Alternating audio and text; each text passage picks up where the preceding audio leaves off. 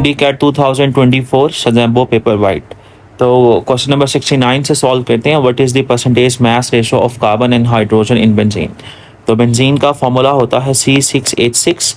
अब कार्बन का मास कितना होता है 12, यहाँ पे कार्बन कितने हैं 6, तो 6 से मल्टीप्लाई करवा देंगे। हाइड्रोजन का मास है 1 और हाइड्रोजन यहाँ पर 6 है, तो 6 से मल्टीप्लाई करवा देंगे। अब 6 से क्या हो जाएगा, कैंसिल आउट, और रेशो आ जाएगी 12:1। तो ऑप्शन क्या हो जाएगा, डी। उसके बाद देखें, how many moles of oxygen are needed for the complete combustion of 2 moles of propane. तो प्रोपेन का फॉर्मूला होता है C3H6। अब कंबशन में हम ऑक्सीजन से रिएक्ट करवाते हैं, तो इसकी जब कंबशन होगी तो कार्बन डाइऑक्साइड और वाटर बनेगा। अब आप देखें कि यहाँ पर जो क्वेश्चन में उसने बताया है कि 2 मोल्स ऑफ प्रोपेन के लिए आपने इक्वेशन को बैलेंस करना है, तो यहाँ पर आप 2 लगा देंगे। अब 2 इंटू 3 क्या होता है 6, तो यहाँ पर आप 6 कार्बन लगा देंगे, कार्बन बैलेंस हो जाएगा। 2 इंटू 8 हाइड्रोजन जो है वो यहाँ पर 16 है और यहाँ पर 2 है, तो इसको 16 में कन्वर्ट करने के लिए आपने 8 से जो है वो मल्टीप्लाई करवा दिया। फिर आप देखें कि यहाँ पे 6 इंटू 2 क्या हो जाएगा 12 ऑक्सीजन और यहाँ पर 8 ऑक्सीजन, तो ये 20 ऑक्सीजन हो जाएंगे राइट साइड पे। तो लेफ्ट साइड पे अगर आपने 20 ऑक्सीजन करने हैं तो यहाँ पर आप क्या लगा देंगे 10, तो ऑप्शन जो है वो क्या हो जाएगा पी। उसके बाद देखें, if percentage yield of a chemical reaction is 60% and the actual yield is 15 gram, then what will be the theoretical yield. तो जो आपको परसेंटेज यील्ड गिवन है वो है 60% और जो एक्चुअल यील्ड गिवन है वो कितनी है 15 ग्राम। आपने थ्योरेटिकल यील्ड निकालनी है, थ्योरेटिकल यील्ड निकालनी है। तो थ्योरेटिकल यील्ड के लिए अगर आप इक्वेशन को देखेंगे तो ये क्या आ जाएगा 15 डिवाइडेड बाय 60%, ठीक है। अब जो 60% है, जो परसेंट होता है वो 1/100 के इक्वल होता है, तो ये 100 ऊपर जाके क्या हो जाएगा मल्टीप्लाई, ठीक है। अब 0 0 से कैंसिल आउट हो जाएगा। हम 6 को सॉल्व कर लेते हैं 2 पे, तो यहाँ पे 3 आ जाएगा और यहाँ पे क्या आ जाएगा 5।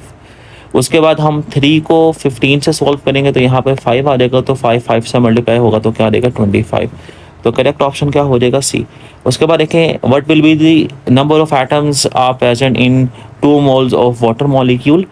तो मोल्स को अगर आप एवोगैड्रोस नंबर से मल्टीप्लाई करवा दें तो वो नंबर ऑफ मॉलिक्यूल्स आ जाते हैं। अब वाटर के एक मॉलिक्यूल के अंदर जो है वो टोटल एटम्स कितने हैं 3, तो 3 से मल्टीप्लाई करवा देंगे हम, तो 3 इंटू 2 क्या हो जाएगा 6, 6.2 इंटू 10⁻23। अब 6 से मल्टीप्लाई होगा तो 36 आ जाएगा इंटू 10⁻23। अभी पॉइंट इधर है, पॉइंट इधर आएगा तो 3.6 इंटू 10⁻24 हो जाएगा, तो करेक्ट ऑप्शन हो जाएगा टी। उसके बाद देखें, what will be the mole ratio of aluminium to oxygen after balancing the equation below. अब इस इक्वेशन को आपने बैलेंस करना है, इस इक्वेशन को बैलेंस करना है। जब इक्वेशन बैलेंस हो जाएगी तो फिर आपने जो है वो एल्यूमिनियम और ऑक्सीजन के दरमियान मोलर रेशो को बताना है। तो मैंने यहाँ पे 2 लगा दिया, यहाँ पर 4 लगा दिया, यहाँ पे 3 लगा दिया। अब मैंने इसलिए इस इक्वेशन को जल्दी बैलेंस कर लिया क्योंकि जो इक्वेशंस को बैलेंस करने का जितना ज़्यादा आपका एक्सपोजर होता है उतना आसानी से जो है वो आप इक्वेशन को बैलेंस कर लेते हैं। तो अब एल्यूमिनियम और ऑक्सीजन, यहाँ पे इसके मोल्स हैं 4 और इसके कितने हैं 3, तो रेशो क्या आ जाएगी 4:3। उसके बाद देखें, the E/M value of proton is dash than that of electron. तो E/M वैल्यू ऑफ प्रोटॉन और E/M वैल्यू ऑफ इलेक्ट्रॉन, इनको दरमियान रिलेशनशिप जो है वो पूछा हुआ है। तो क्योंकि जो प्रोटॉन है उसका मास इलेक्ट्रॉन के मास से क्या होता है ज़्यादा, तो जिसका मास ज़्यादा होगा उसकी E/M वैल्यू क्या होगी, कम होगी। तो प्रोटॉन की E/M वैल्यू इलेक्ट्रॉन की E/M वैल्यू से क्या होती है, कम। तो ऑप्शन क्या हो जाएगा डी। उसके बाद देखें, diamagnetic behaviour of fluorine molecule is due to the presence of. तो बेसिकली मॉलिक्यूल्स का जो पैरामैग्नेटिक या डायमैग्नेटिक बिहेवियर एक्सप्लेन करती थी मॉलिक्यूलर ऑर्बिटल थ्योरी। तो आप मॉलिक्यूल्स की एमओ डायग्राम ड्रॉ करते थे, तो अगर तो उसमें पेड इलेक्ट्रॉन्स सारे होते थे तो वो डायमैग्नेटिक, और अगर जो है वो अनपेड इलेक्ट्रॉन एक भी अवेलेबल होता था तो वो क्या होता था पैरामैग्नेटिक। तो ये out of the syllabus question है। एमओ डायग्राम से क्लियरली फ्लोरीन के पता चल रहा है कि यहाँ पर जो है वो कोई भी अनपेड इलेक्ट्रॉन नहीं है, और अनपेड इलेक्ट्रॉन ऑब्वियसली पी के अंदर जो है वो नहीं है, तो ऑप्शन जो है वो क्या हो जाएगा पी। ऑप्शन क्या हो जाएगा बी हो जाएगा। डी तो इसके अंदर जो है वो इन्वॉल्व भी नहीं है, तो ऑप्शन क्या हो जाएगा बी। उसके बाद देखें, how many electrons will be accommodated in a subshell with azimuthal quantum number L is equals to 2। तो किसी भी सबशेल में मैक्सिमम कितने नंबर ऑफ इलेक्ट्रॉन्स आ सकते हैं, इसका फॉर्मूला है 2 इंटू 2L+1, या इसी फार्मूला को लिखते हैं 2 4L+2। तो एल की वैल्यू जो है वो 2 है, तो जहाँ पर एल है वहाँ पर आप 2 पुट कर दें, वहाँ पर आप 2 पुट कर दें, तो 8 + 2 कितना हो जाएगा 10। तो 10 इलेक्ट्रॉन्स अकोमोडेट हो सकते हैं एक ऐसे सबशेल में जिसके लिए एल की वैल्यू क्या है 2। उसके बाद देखें next, which one of the following element will show electronic configuration of outermost shell like NS2 and NP5। तो NS2 एंड NP5 का मतलब ये है कि ये दोनों ही सेम शेल का पार्ट है, और सेम शेल में जो है वो कितने इलेक्ट्रॉन्स हैं, वो है 7। तो लास्ट शेल के अंदर 7 इलेक्ट्रॉन होते हैं ग्रुप 7A के एलिमेंट्स के। अब जो कार्बन है वो ग्रुप 4 से बिलोंग करता है, जो क्लोरीन है वो ग्रुप 7 से बिलोंग करता है, सल्फर ग्रुप 6 से बिलोंग करता है, और जो सिलिकॉन है वो ग्रुप 4 से बिलोंग करता है। तो कार्बन की जनरल वैलेंशियल इलेक्ट्रॉनिक कन्फिगरेशन कुछ इस तरह से है, सेम इस तरह से जनरल वैलेंशियल इलेक्ट्रॉनिक कन्फिगरेशन है सिलिकॉन की, क्योंकि दोनों ग्रुप 4 से बिलोंग करते हैं। क्लोरीन ग्रुप 7 से बिलोंग करता है, तो इसकी जनरल वैलेंशियल इलेक्ट्रॉनिक कन्फिगरेशन इस तरह से है, और जो सल्फर है उसकी जनरल वैलेंशियल इलेक्ट्रॉनिक कन्फिगरेशन इस तरह से है। तो करेक्ट ऑप्शन हो जाएगा बी। उसके बाद देखें which one of the following law helps to calculate the absolute temperature, तो that is Charles law. Option क्या हो जाएगा सी। उसके बाद देखें formula for the partial pressure calculation of any component in the mixture of gases. तो ये question भी आउट ऑफ द सिलेबस आया है, Dalton's law of partial pressure से रिलेटेड क्वेश्चन है, जो कि ये कहता है कि अगर आपको गैशियस मिक्सचर का टोटल प्रेशर पता हो तो आप किसी भी इंडिविजुअल गैस आई का पार्शियल प्रेशर जो है वो निकाल सकते हैं। कैसे? टोटल प्रेशर को उसकी मोल फ्रैक्शन से मल्टीप्लाई करवा के। तो ऑप्शन क्या हो जाएगा डी। उसके बाद देखें water is liquid at room temperature as compare to the ammonia and hydrogen sulphide due to the presence of. तो ये आपने बताना है। तो क्वेश्चन ये है कि जो वाटर है वो रूम टेम्परेचर पे कौन से फिजिकल फॉर्म में है, लिक्विड फॉर्म में, और जो अमोनिया और हाइड्रोजन डाइसल्फाइड है, हाइड्रोजन डाइसल्फाइड, ये रूम टेम्परेचर पे जो है वो कौन से फिजिकल फॉर्म में है, गैशियस फॉर्म में। तो वाटर लिक्विड फॉर्म में क्यों है? तो याद रखिएगा किसी भी चीज़ की जो फिजिकल स्टेट है वो डिटरमिन करती है स्ट्रेंथ ऑफ इंटरमॉलिक्यूलर फोर्सेस। तो वाटर में इंटरमॉलिक्यूलर फोर्सेस स्ट्रॉन्ग है, इसलिए वो अमोनिया और हाइड्रोजन सल्फाइड के कंपैरेटिवली रूम टेम्परेचर पे लिक्विड फॉर्म में एग्जिस्ट करता है, और उसमें इंटरमॉलिक्यूलर फोर्स वाटर में कौन सी होती है, हाइड्रोजन बॉन्डिंग। तो ऑप्शन क्या हो जाएगा बी। 81 देखें for the boiling point amount of vapour pressure of liquid does not depend upon. तो 3 चीज़ें हम लोगों ने पढ़ी थी, 3 चीज़ों के ऊपर वेपर प्रेशर डिपेंड नहीं करता। एक है amount of liquid, amount of liquid, दूसरा है सरफेस एरिया, सरफेस एरिया, और तीसरा जो है वो है वॉल्यूम ऑफ द वेसल। तो इन 3 चीज़ों के ऊपर वेपर प्रेशर डिपेंड नहीं करता, ठीक है। और एक्सटर्नल प्रेशर जितना ज़्यादा होता है उतना वेपर प्रेशर कम होता है। इंटरमॉलिक्यूलर फोर्स जितनी ज़्यादा स्ट्रांग होती हैं उतना वेपर प्रेशर कम होता है। अब टाइप ऑफ बॉन्ड का मतलब ये है कि हम लोगों ने पढ़ा कि डिफरेंट जो सॉलिड्स हैं, जिस तरह से हम लोगों ने पढ़ा था मॉलिक्यूलर सॉलिड्स क्या होते हैं, वो वॉलेटाइल होते हैं। आयनिक सॉलिड्स वॉलेटाइल नहीं होते। तो उनमें डिफरेंट टाइप ऑफ बॉन्ड है, तो उनकी वॉलेटिलिटी डिफरेंट होने की वजह से वेपर प्रेशर क्या होगा, डिफरेंट होगा। तो करेक्ट ऑप्शन जो है वो यहाँ पर क्या हो जाएगा, ए। उसके बाद देखें which of the following is an example of molecular solid. तो हर वो चीज़ों के मॉलिक्यूलर फॉर्म में एग्जिस्ट करती है वो मॉलिक्यूलर सॉलिड है। तो कार्बन डाइऑक्साइड मॉलिक्यूल है, तो ये मॉलिक्यूलर फॉर्म में एग्जिस्ट करता है, तो ये मॉलिक्यूलर सॉलिड होगा जब आप इसको सॉलिडिफाई करेंगे। तो ऑप्शन बी हो जाएगा, बाकी सब आयनिक सॉलिड्स हैं। उसके बाद देखें next, NaCl is an example of dash arrangement of crystal lattice. तो हम लोगों ने देखा था कि NaCl में जो सोडियम का कोऑर्डिनेशन नंबर है, सोडियम आयन का कोऑर्डिनेशन नंबर वो कितना होता है, 6। और जब कोऑर्डिनेशन नंबर 6 हो तो फिर जो शेप है वो क्या होती है, ऑक्टाहेड्रल। तो करेक्ट ऑप्शन जो है वो क्या हो जाएगा, बी। उसके बाद देखें 84, chemical equilibrium given below will shift to the backward direction by. तो ये एक रिएक्शन गिवन है, इस रिएक्शन को हम बैकवर्ड डायरेक्शन में लेके जाना चाहते हैं। तो उसके लिए हम लोगों को देखना है कि टेम्परेचर और प्रेशर के साथ हम ऐसा क्या करें कि जो रिएक्शन है वो बैकवर्ड डायरेक्शन में चला जाए। अब हम देखें तो यहाँ पर प्रोडक्ट में हीट ऐड की हुई है। तो जब भी प्रोडक्ट में हीट ऐड की हो तो इसका मतलब ये है कि रिएक्शन एक्सोथर्मिक रिएक्शन है। रिएक्शन क्या है, एक्सोथर्मिक रिएक्शन है। और एक्सोथर्मिक रिएक्शन के केस में जब आप हाई टेम्परेचर रखते हैं, हाई टेम्परेचर, तो रिएक्शन जो है वो कहाँ पे चला जाता है, बैकवर्ड डायरेक्शन में। तो अगर तो हम इस रिएक्शन को बैकवर्ड डायरेक्शन में लेके जाना चाहते हैं तो हमें टेम्परेचर हाई रखना पड़ेगा। और प्रेशर के अकॉर्डिंग क्या करेंगे, तो प्रोडक्ट के नंबर ऑफ मोल्स यहाँ पर 2 हैं और रिएक्टेंट्स के 2 + 1 कितने हैं, 3।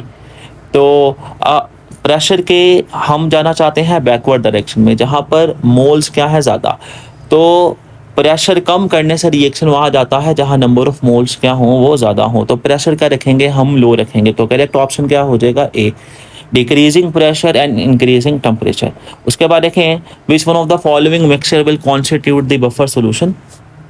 तो बफर सोल्यूशन के लिए ज़रूरी है कि कोई वीक एसिड हो और उस एसिड का सॉल्ट हो किसी स्ट्रॉन्ग बेस के साथ। तो इस एसिड का सॉल्ट है एक स्ट्रॉन्ग बेस के साथ। तो बेसिकली NaOH एक स्ट्रॉन्ग बेस है। अमोनियम जब हम एसिटिक एसिड को NaOH के साथ रिएक्ट करवाते हैं तो सोडियम एसीटेट बनता है। तो इन दोनों का mixture as a buffer solution act करेगा, तो ऑप्शन बी हो जाएगा। अब सी इसलिए नहीं हो सकता क्योंकि उसमें वीक एसिड तो है लेकिन जो सॉल्ट है ना वो स्ट्रॉन्ग बेस के साथ नहीं है बल्कि वीक बेस के साथ है। अमोनियम हाइड्रोक्साइड एक वीक बेस है तो उससे अमोनियम एसीटेट ये सॉल्ट बना है। तो करेक्ट ऑप्शन यहाँ पर ए हो जाएगा। उसके बाद देखें according to the law of mass action Kp is greater than Kc which reaction occurs when. तो आप लोगों ने एक रिलेशनशिप पढ़ा था Kp is equals to Kc RT⁻∆n, ठीक है। तो आप लोगों ने कहा था कि Kp जो है वो ग्रेटर देन Kc तब होगा जब ∆n क्या होगा, पॉजिटिव, और वो तब पॉजिटिव होगा जब प्रोडक्ट्स के मोल्स रिएक्टेंट से क्या होंगे, ज़्यादा होंगे, ठीक है। अब अगर प्रोडक्ट्स के मोल्स रिएक्टेंट से ज़्यादा हैं तो according to Avogadro's law volume of products जो है वो वॉल्यूम ऑफ रिएक्टेंट से क्या होगा, ज़्यादा। तो Kp Kc से ज़्यादा तब होगा जब volume of products volume of reactant से क्या होगा, ज़्यादा। तो ऑप्शन क्या हो जाएगा, बी। उसके बाद देखें 87 what will be the molarity of HCl solution with pH is equals to 14, pH is equals to 14। तो HCl की जो कॉन्सेंट्रेशन है ना बच्चे, इसको अगर हम सॉल्व करेंगे ना तो इसको मैं ऐसे भी लिख सकता हूँ 1 × 10⁻⁻4 -4 लिख सकता हूँ मैं इसको। तो 1 × 10⁻⁻4, तो ये जब डिसोसिएट होगा तो ये डिसोसिएट होके हाइड्रोजन आयन बनाएगा और साथ में क्या बनाएगा, क्लोराइड आयन।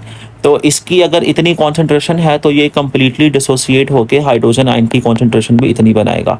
अब हम इसको 10⁻⁻4 भी लिख सकते हैं। तो फॉर्मूला है pH is equal to negative log of concentration of hydrogen ion. तो हाइड्रोजन आयन की जो कॉन्सेंट्रेशन है वो 10⁻⁻4 है। तो -4 पहले आ जाएगा तो ये +4 में कन्वर्ट हो जाएगा और जो log 10 है वो किसके इक्वल हो जाएगा, 1 के। तो यहाँ पर pH क्या आ जाएगी, वो 4 आ जाएगी। तो अगर pH 4 चाहते हैं तो HCl की कॉन्सेंट्रेशन A होनी चाहिए। उसके बाद देखें which of the following is the unit of rate constant, rate of reaction. तो रेट ऑफ रिएक्शन के यूनिट होते हैं मोल पर डेसीमीटर क्यूब पर सेकेंड। तो ये करेक्ट यूनिट्स होते हैं किसके, रेट ऑफ रिएक्शन के। तो करेक्ट ऑप्शन यहाँ पर क्या हो जाएगा, डी। उसके बाद देखें consider a reaction of A into B if the value of rate constant is 3 × 10⁻⁻12 at 200 degree centigrade, then what will be the value of rate constant at 250 degree centigrade. तो ये तो बड़ा क्लियर है कि temperature के बढ़ाने से जो है वो रेट कांस्टेंट की जो वैल्यू है वो क्या करेगी, इंक्रीज। तो डायरेक्ट रिलेशनशिप है, क्या रिलेशनशिप है, डायरेक्ट। अब पॉइंट ये है कि यहाँ पर जितनी भी वैल्यूज़ लिखी हैं 200 पे वो इससे क्या है, ज़्यादा। तो असल में ये question out of the syllabus question है। इसके लिए जो प्रॉपर फार्मूला यूज़ होता है वो क्या है, ln K2/K1 is equals to ΔH over general gas constant into 1/T1 minus 1/T2। तो ये फार्मूला सॉल्व होता है, ये out of the syllabus question है। इसमें डाटा भी इनसफिशेंट गिवन है, आपको रिएक्शन के लिए ΔH की वैल्यू नहीं गिवन। और लेट्स से अगर गिवन भी होती तो विदाउट कैलकुलेटर आप इसको सॉल्व नहीं कर सकते थे। तो शज़ैम्बो ने इसका जो करेक्ट ऑप्शन मार्क किया है वो है डी। तो नेक्स्ट आ जाए 90, if half life of a chemical reaction is 30 minutes, how much time is required for its 87.5% completion. तो नॉर्मली यहाँ पर किस तरह से इसको हम करेंगे, तो स्टार्टिंग में जब रिएक्शन स्टार्ट नहीं हुआ तो रिएक्टेंट्स हमारे पास कितने होते हैं, 100%, और जो प्रोडक्ट्स हैं वो कितने होते हैं, 0%। 0% क्या होते हैं, प्रोडक्ट्स। तो after the first half life जो रिएक्टेंट्स हैं वो कितने होते हैं 50% रिएक्टेंट्स, और 50% ही जो है वो क्या होते हैं products. After the second half life जो रिएक्टेंट्स हैं वो 25% रह जाते हैं और जो प्रोडक्ट्स हैं वो 75% बन जाते हैं। After the third half life जो रिएक्टेंट्स हैं वो 12.5% रह जाते हैं और जो प्रोडक्ट्स हैं वो 87.5% बन जाते हैं। तो जब प्रोडक्ट्स इतने बन जाएंगे तो हम कहेंगे 87.5% रिएक्शन जो है वो क्या हो गया है कंप्लीट। तो total number of half lifes कितनी लगी हैं हम लोगों को 3, और ईच हाफ लाइफ का जो ड्यूरेशन है वो 30 मिनट्स है। तो 3 into 30 is equals to 90 minutes में 87.5% रिएक्शन क्या हो जाएगा कंप्लीट। तो ऑप्शन हो जाएगा सी। उसके बाद देखें at constant volume the heat supplied to a system is always equal to the. तो heat supplied at constant volume will be solely utilized in increasing the internal energy of the system। तो correct option क्या हो जाएगा D. उसके बाद देखें what will be the internal energy of a system at constant volume. तो again at constant volume heat supplied at constant volume is equals to the change in internal energy of the system. तो option क्या हो जाएगा D. उसके बाद देखें what will be the formula of work when work is done on the system by the surrounding on the. तो work done on the system क्या होता है पॉजिटिव। तो हर वो चीज़ केमिस्ट्री के अंदर जो कि सिस्टम की एनर्जी को इंक्रीज कर देगी वो क्या होगी पॉजिटिव। तो जब भी work done on the system होगा तो वो सिस्टम की एनर्जी को बढ़ा देगा। वर्क डन स्टोर हो जाएगा सिस्टम में in the form of potential energy, तो वो क्या होगा पॉजिटिव। तो करेक्ट ऑप्शन क्या हो जाएगा डी। उसके बाद देखें who stated that the enthalpy change in a chemical reaction is same whether the reaction takes place in single step or in several steps। तो that is according to the Hess's law। तो correct option D हो जाएगा। उसके बाद देखें which type of redox reaction takes place at the cathode of the electrochemical cell। तो चाहे electrolytic cell हो चाहे गैल्वेनिक सेल हो हमेशा कैथोड पे क्या होगी रिडक्शन। तो ऑप्शन क्या हो जाएगा यहाँ पर डी। 96 देखें which one of the following is not an example of electrochemical cell. तो इलेक्ट्रोकेमिकल सेल की जो एग्जांपल्स आप लोगों ने ऑलरेडी देखी हुई हैं वो है इलेक्ट्रोलाइटिक सेल और गैल्वेनिक सेल। ठीक है, अब आपको कन्फ्यूजन बी और सी में हो सकती है। तो बेसिकली सोलर सेल जो है वो एक जनरल टर्म है जो कि सनलाइट को यूटिलाइज करके उसको इलेक्ट्रिसिटी के अंदर जो है वो कन्वर्ट करते हैं सोलर सेल्स। अब इसके डिफरेंट टाइप्स हैं। उसकी टाइप में एक है फोटोवोल्टिक सेल जो कि पर्टिकुलरली जिसमें कोई केमिकल रिएक्शन नहीं होगा, जस्ट फोटॉन्स की जो एनर्जी है वो पड़ेगी किस पे सेमीकंडक्टर्स पे, और सेमीकंडक्टर्स पे फोटोन की एनर्जी इलेक्ट्रिकल एनर्जी में क्या हो जाएगी कन्वर्ट। उसमें कोई भी इलेक्ट्रोड्स या इलेक्ट्रोलाइट्स वगैरह मौजूद नहीं होंगे। ठीक है, लेकिन there are some solar cells जिनके अंदर केमिकल रिएक्शन वगैरह होता है। ठीक है, तो ये भी अगेन आपके out of the syllabus question है। तो सोलर सेल्स कुछ स्पेशल तरह के हैं जो कि इलेक्ट्रोकेमिकल सेल हो सकते हैं, लेकिन सोलर सेल्स की सब टाइप एक फोटोवोल्टिक सेल है जिसमें कोई केमिकल रिएक्शन नहीं होगा, तो वो इलेक्ट्रोकेमिकल सेल नहीं होगा। उसमें प्योरली फोटॉन्स की एनर्जी इलेक्ट्रिकल एनर्जी में कन्वर्ट हो रही होगी। तो करेक्ट ऑप्शन क्या हो जाएगा बी। उसके बाद देखें जो नेक्स्ट है वो है if a weak acid is diluted with water then concentration of hydrogen ion will be. तो वीक एसिड में को डाइल्यूट कर रहे हैं वाटर से, तो कॉन्सेंट्रेशन ऑफ हाइड्रोजन आयन पे क्या इफेक्ट पड़ेगा। अब कॉन्सेंट्रेशन का आप लोगों ने जो है वो फॉर्मूला पढ़ा था, concentration is equal to number of solute which are dissolved in unit volume of solution. तो बेसिकली जब आप डाइल्यूशन करेंगे तो आप वॉल्यूम ऑफ द सोल्यूशन क्या कर रहे हैं increase, volume of the solution क्या कर रहे हैं इंक्रीज, जिससे कॉन्सेंट्रेशन जो है वो क्या कर देगी वो डिक्रीज कर देगी। तो अगर एसिड की कॉन्सेंट्रेशन कम हो रही है तो उससे कॉन्सेंट्रेशन ऑफ हाइड्रोजन आयन भी क्या होगी वो कम प्रोड्यूस होगी। फॉर एग्जांपल अगर 0.1 मोलर HCl है लेट्स से, तो उससे 0.1 मोलर ही आइंस प्रोड्यूस होंगे हाइड्रोजन आइंस के। ठीक है, इन केस कि अगर वो कम्प्लीटली डिसोसिएट हो जाए, वीक एसिड्स के केस में ऐसा होता नहीं है। लेकिन मैं आपको ये बता रहा हूँ कि अगर HCl की कॉन्सेंट्रेशन कम हो रही है तो उससे हाइड्रोजन आयन की कॉन्सेंट्रेशन भी क्या होगी वो कम ही होगी।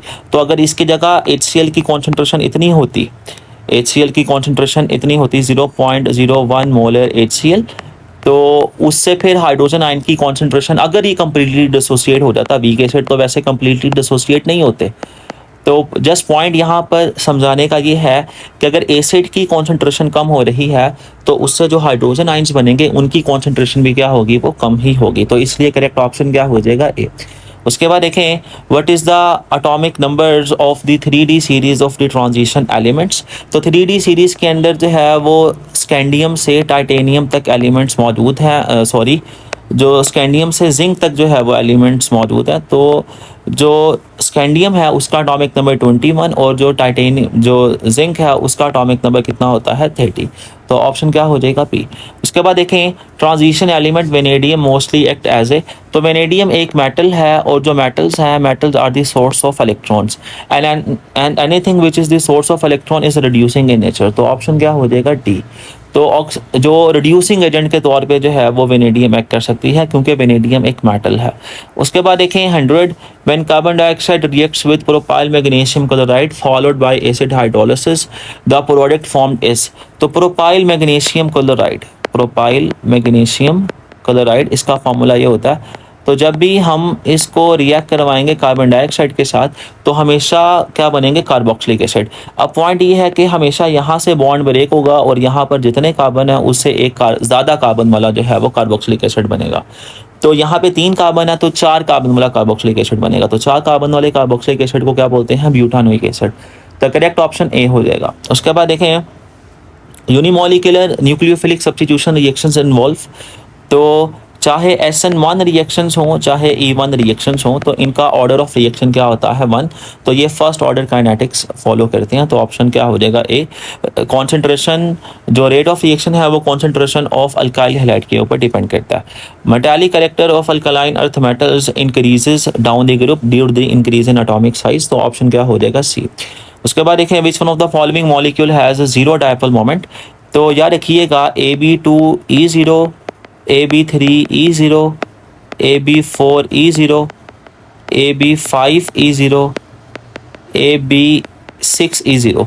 अगर इन सब के अंदर बॉन्डेड एटम सेम है तो डायपोल मोमेंट क्या होगा, 0। तो बेसिकली जो कार्बन डाइऑक्साइड है वो AB2E0 से बिलोंग करता है तो इसका डायपोल मोमेंट क्या होगा, 0 होगा। जो अमोनिया है वो AB3E1 से बिलोंग करता है। जो वाटर है वो AB2E2 से बिलोंग करता है। तो जब ये सेंटर एटम के ऊपर लोन पे आ जाए तो डायपोल मोमेंट 0 नहीं होता। और हाइड्रोजन फ्लोराइड एक डायटोमिक मॉलिक्यूल है और डायटोमिक मॉलिक्यूल के केस में अगर बॉन्ड पोलर होता है तो उस मॉलिक्यूल का कोई ना कोई फिर क्या होता है, डायपोल मोमेंट होता है। तो करेक्ट ऑप्शन क्या हो जाएगा, बी। उसके बाद देखें the correct order of stability of M+4 cation is. तो अगेन ये आपके सिलेबस से बाहर क्वेश्चन है।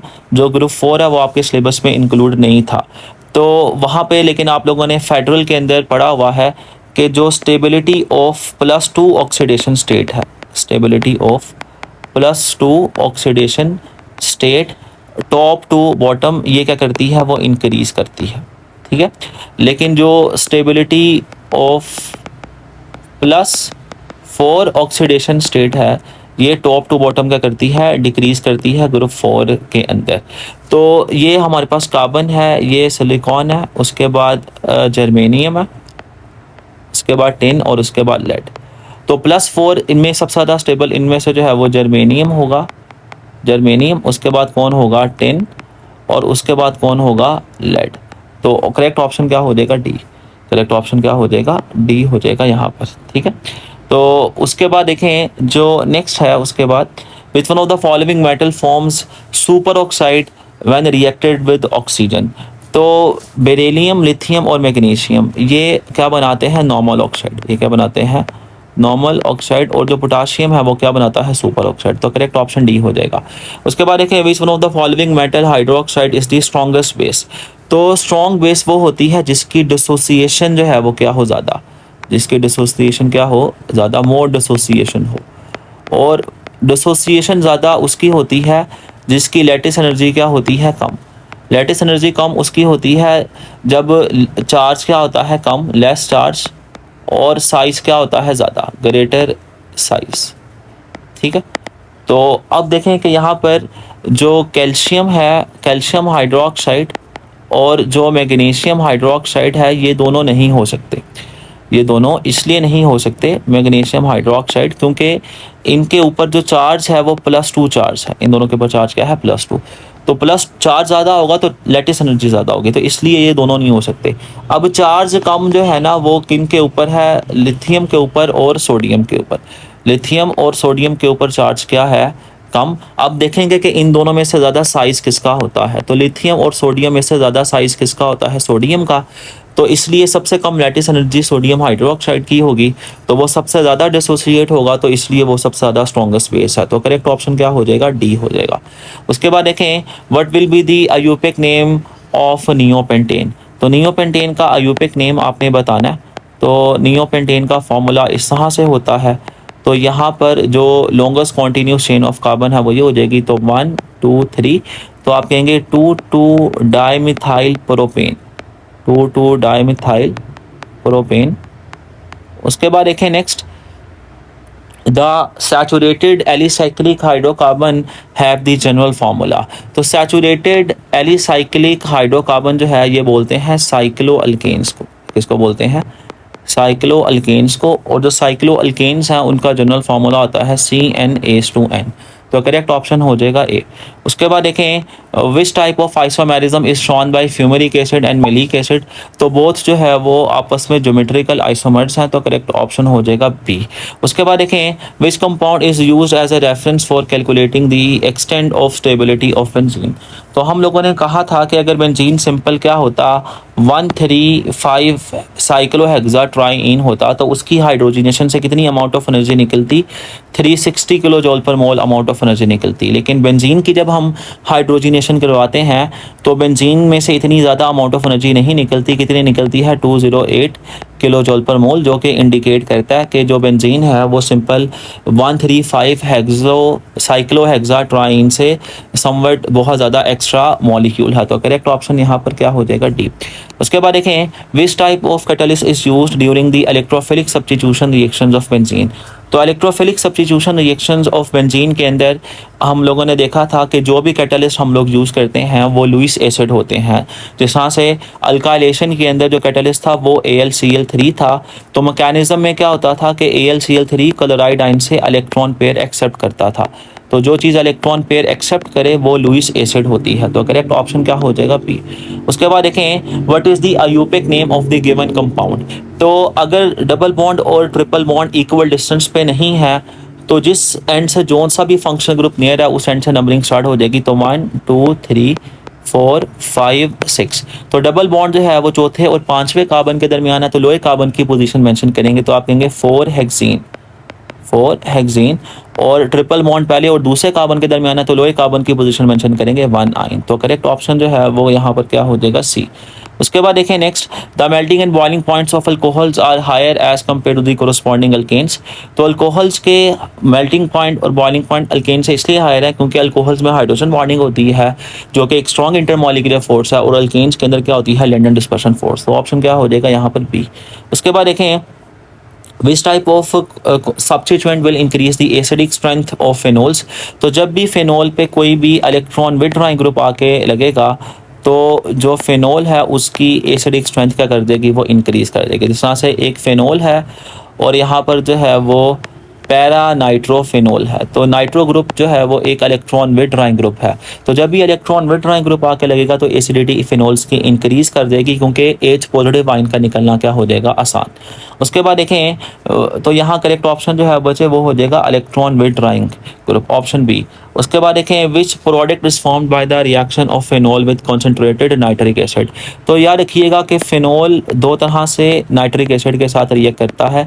तो अगर तो डेल्यूट HNO3 है तो प्रोडक्ट बनेगा ऑर्थोनाइट्रोफेनोल और पैरानाइट्रोफेनोल, ऑर्थोनाइट्रोफेनोल एंड पैरानाइट्रोफेनोल। और अगर कंसनट्रेटेड HNO3 है तो यहाँ पर क्या बनेगा, पिक्रिक एसिड। क्या बनेगा, 2,4,6 trinitrophenol which is also called picric acid. तो ऑप्शन सी हो जाएगा। उसके बाद देखें the anion derived by the deprotonation of alcohol act as a. तो देखें ये अल्कोहल है, अल्कोहल में से जब इसकी डीप्रोटोनेशन बोलते हैं रिमूवल ऑफ हाइड्रोजन, तो यहाँ पर चार्ज करेगा पॉजिटिव और यहाँ पे एल्कोक्साइड आयन बन जाएगा। यहाँ पर क्या बन जाएगा, एल्कोक्साइड आइन बन जाएगा। अब जो एल्कोक्साइड आइन है ये इलेक्ट्रॉन पे डोनेट कर सकता है, तो हर वो चीज़ जो कि इलेक्ट्रॉन पे डोनेट कर सकती है वो क्या होती है, लुईस बेस। तो ऑप्शन डी हो जाएगा। उसके बाद देखें the correct order of reactivity of the following compound is. तो देखें इनमें से सबसे ज़्यादा जो रिएक्टिव है ये है फॉर्मेल्डिहाइड है और ये एल्डिहाइड है। यहाँ पे एक तरफ हाइड्रोजन है और एक तरफ अल्काइल ग्रुप है, और यहाँ पर ये कीटोन है, दोनों तरफ अल्काइल ग्रुप है। तो बेसिकली जो अल्काइल ग्रुप है वो इलेक्ट्रॉन डोनेटिंग ग्रुप है, और इलेक्ट्रॉन डोनेटिंग ग्रुप की वजह से जो मैग्नीट्यूड ऑफ पॉजिटिव चार्ज है वो कार्बोनाइल कार्बन पे कम हो जाता है। तो जितना magnitude of positive charge carbonyl carbon पे जो है वो कम होगा, उतनी रिएक्टिविटी क्या होगी, कम होगी। तो इनमें से मोस्ट रिएक्टिव फॉर्मेल्डिहाइड हो जाएगा, फिर एल्डिहाइड और फिर क्या हो जाएगा, कीटोन। क्योंकि सबसे कम चार्ज कार्बन के ऊपर यहाँ पर होगा और सबसे ज़्यादा चार्ज कार्बन पे यहाँ पर होगा, तो ऑप्शन जो है वो यहाँ पर अप्रोप्रिएट हो जाएगा बी। उसके बाद देखें जो नेक्स्ट है वो ये है the IUPAC name of the following compound is. तो ये फॉर्माइल ग्रुप लगा हुआ है, ये कार्बन 1 है, ये कार्बन 2, ये कार्बन 3, ये कार्बन 4 और ये कार्बन 5। तो 4 क्लोरो, 5 कार्बन वाले एल्डिहाइड को क्या बोलते हैं, पेंटानल। तो ऑप्शन जो है वो क्या हो जाएगा यहाँ पर सी। उसके बाद देखें the oxidation state of methanal results in the formation of. तो मैथनल जो है वो एक कार्बन वाला क्या है, एल्डिहाइड। तो एक कार्बन वाला एल्डिहाइड है, तो एक कार्बन वाला एल्डिहाइड है, इसकी जब ऑक्सीडेशन होगी तो एक कार्बन वाला क्या बन जाएगा, कार्बोक्सिलिक एसिड। तो एक कार्बन वाला जो कार्बोक्सिलिक एसिड है विच इज़ वो फॉर्मिक एसिड और मैथानोइक एसिड, तो ये ऑक्सीडाइजिंग एजेंट है। तो यहाँ पे कार्बन हाइड्रोजन बॉन्ड ब्रेक करेगा और यहाँ पे क्या बन जाएगी, फॉर्मिक एसिड जो है वो बन जाएगा। तो करेक्ट ऑप्शन क्या हो जाएगा यहाँ पर बी। उसके बाद देखें the IUPAC name of malonic acid is. Malonic acid 3 carbon वाला जो है वो डाई कार्बोक्सिलिक एसिड है। तो ये कार्बन 1 है, ये कार्बन 2 है, ये कार्बन 3। तो 3 कार्बन वाले अल्केन को बोलते हैं आप प्रोपेन। 3 कार्बन वाले अल्केन को आप क्या बोलते हैं, प्रोपेन। और यहाँ पे कार्बोक्सिलिक कार्बन पहला है और कौन सा है, तीसरा। पहला है और क्या है, तीसरा। तो propane 1,3 di oic acid. Di का मतलब ये है कि COOH ग्रुप कितने हैं, 2। ओइक एसिड का मतलब ये है कि COOH ग्रुप है। तो ऑप्शन जो है वो यहाँ पर क्या हो जाएगा, प्रोपेन 1,3 डायोइक एसिड या 1,3 प्रोपेन डायोइक एसिड। तो ऑप्शन क्या हो जाएगा बी। उसके बाद देखें which product will be formed finally on the reduction of acetic acid with lithium aluminium hydride. तो एसिटिक एसिड की जब भी क्या होगी, वो लिथियम एल्यूमिनियम हाइड्राइड से क्या होगी, रिडक्शन। तो जितने कार्बन वाला कार्बोक्सिलिक एसिड है उतने कार्बन वाला प्राइमरी अल्कोहल जो है वो बन जाएगा। तो यहाँ पर हाइड्रोजन 4 हैं, 2 हाइड्रोजन इसका मिलेंगे, क्या बन जाएगा यहाँ पे वाटर, और 2 हाइड्रोजन इसमें जाके ऐड हो जाएंगे, तो क्या बन जाएगा यहाँ पे इथाइल अल्कोहल। उसके बाद देखिए नेक्स्ट जो है विच type of reaction will be occur when an alcohol reacts with A carboxylic acid. तो अल्कोहल कार्बोक्सिलिक एसिड के साथ जब रिएक्ट करता है तो एस्टेरिफिकेशन होती है। क्या होती है, एस्टेरिफिकेशन। तो ये कार्बोक्सिलिक एसिड है, ये अल्कोहल है, तो इनके आपस में रिएक्शन से जो है वो क्या बन जाएगा, इथाइल एसीटेट। यहाँ से OH निकलेगा, यहाँ से H2O बन जाएगा और साथ में क्या बन जाएगा, इथाइल एसीटेट। इथाइल एसीटेट एक एस्टर है और फॉर्मेशन ऑफ एस्टर को क्या बोलते हैं, एस्टेरिफिकेशन। तो होपफुली जो है वो आप लोगों को बच्चे ये डिस्कशन जो है वो क्लियर है। मैंने अपनी जो है पूरी कोशिश की है कि आपको बेहतर से एक्सप्लेन कर सकूं। इसमें कुछ क्वेश्चंस ऐसे हैं, काफ़ी क्वेश्चंस हैं जो कि आउट ऑफ दी सिलेबस हैं, जो कि मैंने साथ साथ जो है वो आपको मार्क कर दी हैं। जज़ाकल्लाह, अल्लाह हाफ़िज़।